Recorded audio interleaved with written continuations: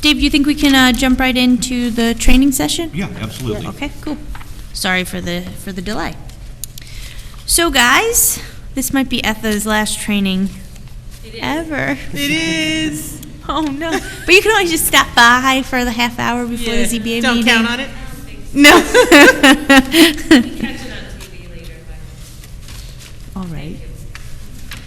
Well, today's training session is about the statute of limitations for an Article 78. So under General City Law, Section 81C, any person or persons jointly or severally aggrieved by any decision of the Board of Appeals or any officer, department, board, or bureau of the city may apply to the Supreme Court for review by a proceeding under Article 78 of the Civil Practice Law and Rules. Such a proceeding shall be instituted within 30 days after the filing of a decision of the board in the office of the city clerk. Now that 30 days, that's what we refer to as the statute of limitations. That's the time frame in which someone has to submit their petition to the Supreme Court, not to the city clerk, to the Supreme Court clerk Of the state. of the county. Of the county. Yeah, it's the county. So Dutchess County Clerk gets the petition. So you have 30 days from the filing of the decision. The statute of limitations for Article 78 proceedings is generally 4 months after a determination becomes final under the Civil Practice Law and Rules, Section 217, subsection 1. That's what we call CPLR. So this all turns into alphabet soup, but the CPLR has a 4-month statute of limitations. However, Section 217(1) qualifies the 4-month period by recognizing that a shorter time may be provided in the law authorizing the proceeding. So for decisions by the ZBA, General City Law, Section 81C, is the authorizing statute. It provides that an Article 78 must be instituted within 30 days after the filing of the decision in the office of the town clerk. So the decision is filed in the office of town clerk, then you have 30 days to file your petition with the Dutchess County Supreme Court clerk. So that's just the overview. Now everyone has a hard copy of this PowerPoint in front of you so you can follow along. You don't have to look at the screen. I probably should have mentioned that first, I'm sorry. So filing of the decision, what does that mean? So a zoning or planning board concludes its review of a land use application when it renders its final decision on the application. The decision may be in the form of a vote by board members taken at a public meeting or in a written decision approved by the board. So we prepare our formal resolutions, but that's not required in every municipality. General City Law, Section 81(9), states that filing of a decision and notice, or pertains to filing of a decision and notice. The decision of the Board of Appeals on the appeal shall be filed by the office of the city clerk or the zoning office if such office has been established within 5 business days after such decision is rendered, and a copy thereof mailed to the applicant. The statute does not require that filing with the clerk of the municipality indicate individual member votes, nor does the failure to include such information of the filing alleviate petitioners' need to observe the statute of limitations. So the requisite filing of the decision has to take place within 5 business days after the day the decision is rendered. And like I said, the law further requires that a copy of the decision be mailed to the applicant, but it does not specify a time frame within which the mailing must occur. The time frame is only the filing of the decision. The filing of a written decision will start the running of the 30-day period, that 30-day statute of limitations.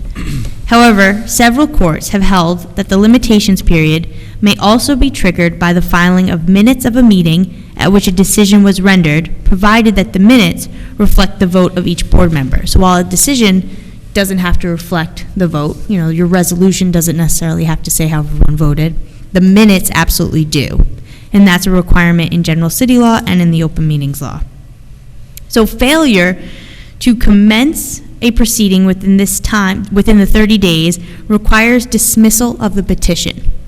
And I keep using this word petition. That is the document that starts the proceeding. That's what you file with the court. Does everyone follow so far? To start the appeal. To start your appeal of the ZBA decision, that Right. you file a petition. Right.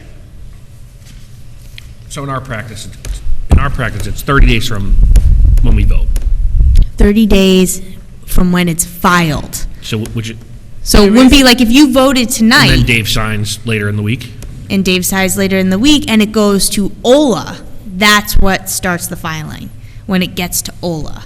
And how is the public supposed to know when that happens? So that's actually what we're going to be talking about, but it's their responsibility. And when I say they, oftentimes the petitioner is the person that's filing the petition, appealing the ZBA decision. So if I say any legal terms that are unclear, just let me know. But, so it's your responsibility to follow up with the city to see if it was filed with the city clerk.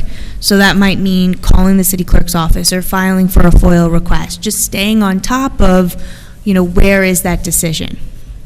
Because it seems straightforward. It's 30 days from the filing of the decision, but we're going to see there's a lot of nuances to that, and it is a complicated issue. And it's important to stay on top of, because if you mess up that 30 days, if you miscalculate by one day, your petition's dismissed, you're done. And you lose the opportunity to take, your appeal to court. There's no going backwards. So it's a big issue.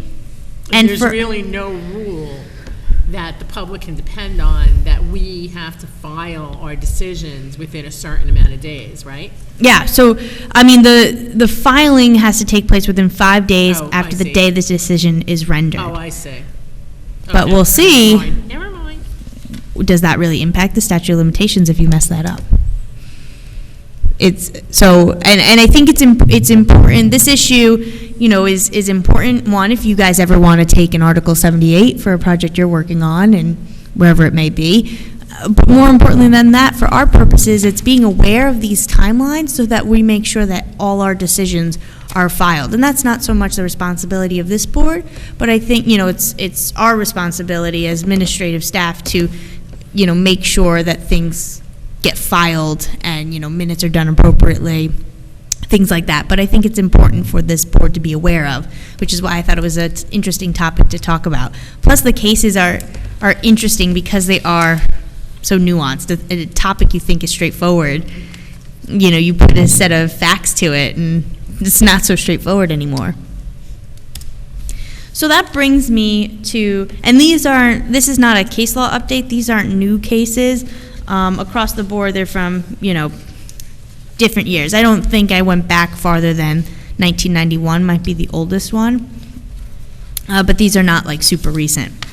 Anyway, so this case involves an Article 78 proceeding being brought to review a determination of a village zoning board of appeals, which granted a developer's application for a use variance.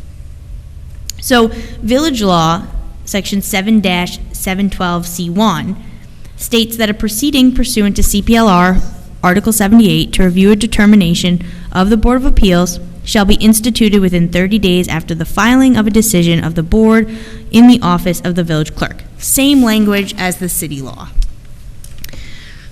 So, the petitioner argued that the statute of limitations was not told because the decision failed to indicate how each member of the Zoning Board of Appeals of the Village of Great Neck voted. So my question, after we had that preliminary discussion, was the statute of limitations told? No. Judy says no? No, because they didn't put the votes of each member, which you told us that has to be in there in order for it So to be filed So you correctly. say yes, that the statute of limitations was told, meaning that it didn't start. It didn't start. Okay, so Judy says that it didn't start. It started because the vote of the board only has to be in the minutes. It doesn't have to be in the filed decision. That's correct. That's perfect. So Village Law 7-712A2 does not require that board determinations indicate how each board member voted. It is undisputed that in accordance with Village Law 7-712A1, such information was contained in the minutes of the board meeting. Where does it say that? Well, this is me reading. So this is listening time. In this case, it was undisputed that the subject determination was dated July 1st, 2004, and was filed with the village clerk July 2nd, 2004. And the petitioners commenced their proceeding on August 12th, which was more than 30 days thereafter. Again, not a lot of days after, but any days after means that it has to be dismissed. And like I said before, Village Law 7-712A is the same as General City Law Section 81A, which states meetings, minutes, and records. Meetings of such Board of Appeals shall be open to the public to the extent provided in Article 7 of the Public Officers Law. Such Board of Appeals shall determine minutes of its proceedings, showing the vote of each member upon every question, or if absent or failing to vote, indicating such fact, and shall also keep records of its examinations and other official actions. That's the minutes. But 81C talks about the filing of the decision. And Section 81A2 also talks about filing requirements, and it says every rule, regulation, every amendment or repeal thereof, and every order, requirement, decision, or termination of the Board of Appeals shall be filed in the office of the city clerk within 5 business days and shall be a public record. So there's 2 documents you have, meeting minutes and a decision. Now, some municipalities incorporate their decisions in their meeting minutes and only have 1 document. So it becomes even more complicated because you're not getting necessarily the same document in every municipality. So being a land use attorney, you got to kind of stay on your toes and know what you're looking for. Yeah, so we really didn't have the information in order to answer that question in what we have written here, correct? It'd be tricky. We just... Well, you do. If you go back, it's in the in the slide before. Okay, so that's, okay. Yeah, so I gave an overview, and then we're going to kind of tease it out with these case law examples. But yeah. Just a question. Yeah. Both these cases, the variance was granted. So it's not the person who applied or the developer who applied for the variance who's asking for the Article 78. It's an outside group. Yeah, it's it's a neighbor, someone who is going to argue that the Zoning Board of Appeals didn't take didn't review the 5 factors and maybe didn't do seeker correctly. But we're not talking about this. We're just looking at these cases for statute of limitations issues. And a lot of the times, once the courts decide whether or not the statute of limitations pass, it's usually the first question. They won't go on to elaborate, how they would have come out on the issue. Statute of limitations passed, we're done here.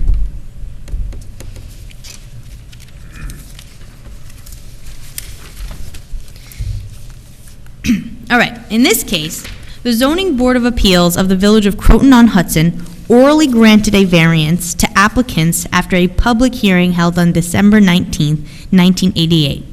A copy of the minutes of this meeting reflecting the board's vote was filed in the office of the village clerk on or about January 4th, 1989. On February 10th, 1989, the appellant commenced a CPLR Article 78 proceeding to set aside the granting of the variance. Was the filing of the minutes sufficient to begin the running of the statute of limitations? So there was no decision. They voted orally and then filed their minutes. Was that sufficient to start the clock? I think the clock started when they voted, December 19th. No, it's when it's filed, January 4th. But on February 10th, that's more than 30 days past the 4th, so they missed it. Well, that's not No? the question. You're right. Of course I am. But that's not the question. Was the filing of the minutes was sufficient, yeah. Yeah, Yeah, you're- absolutely. You're right again. Perfect, Yep. because That was the question. there was no decision. So it starts with the minutes, which is going to reflect ultimately what the vote was. So the law permits a person aggrieved by a zoning board of appeals decision to challenge that decision in an Article 78, but requires that the proceeding be instituted again, the rule, within 30 days after the filing of the decision in the office of the clerk. In this case, the appellant commenced the Article 78 proceeding 37 days after the minutes incorporating the respondent's decision, the ZBA's decision, were filed in the office of the village clerk. The Court of Appeals held that the filing of these minutes on January 4th, 1989 was sufficient to begin the running of the statute of limitations, and that the appellant's claim was time barred. The minutes were not, even though the minutes were not approved by the board until a subsequent meeting, does not affect the date of filing. So if they were sent to the clerk, even if they weren't necessarily approved by the board, that starts the clock. What's our procedure? We file the resolutions with the village clerk. We do not, city clerk. We Right. do not file we don't file the minutes, right? We keep the minutes on record. Well, we put them in lasers, they're filed. Yeah, they're- Filed with the city clerk's office, yeah. You file the minutes as well, but the resolutions first. Yeah, but Do the minutes get filed before or after we approve the minutes? after. However, But the decision's filed before. yeah, but let's say Dave had edits to a resolution. Which Dave? That Dave? Dave Jensen. Yep. If Dave Jensen had comments and edits to a resolution, and, or he was on vacation and didn't sign a resolution and it didn't get filed with the clerk, but the minutes got filed, the minutes would start the clock. Okay. They incorporate the decision, therefore they start it. So one or the other could start One or the clock. other could. So applicants or neighbors or attorneys, everyone needs to pay attention to what's going on. There's no, we say our common practice, but you can't hang your hat on that. Someone can't submit a document saying, well, the City of Beacon zoning board attorney said that this is what happens. What actually happened is what's going to count. And if it is the minutes that are going to start the statute of limitations, then the minutes have to meet the requirements, like, showing the vote of each member. Right. Like not this month. Which minutes this month did not. Exactly. So there would be an argument that the minutes this month would not start the statute of limitations, because they don't reflect how every board member voted, or actually even the decision on that application. Yeah. But we have filed the resolution, so. All right. So the thing the public should learn from this is that once we hold a meeting and there's been a decision, if they have to appeal it, they ought to start that appeal ASAP, not count on when it's going to get filed or whatever, because And 30 days goes, it goes fast. it goes fast. Right. But, and I think it's more important for us to be on top of, being efficient with finalizing the resolutions and getting the materials to Amanda and Dave and getting them back to Ola. All right, I think we have time for Pick it. one more case example. Yes, pick it. I was like,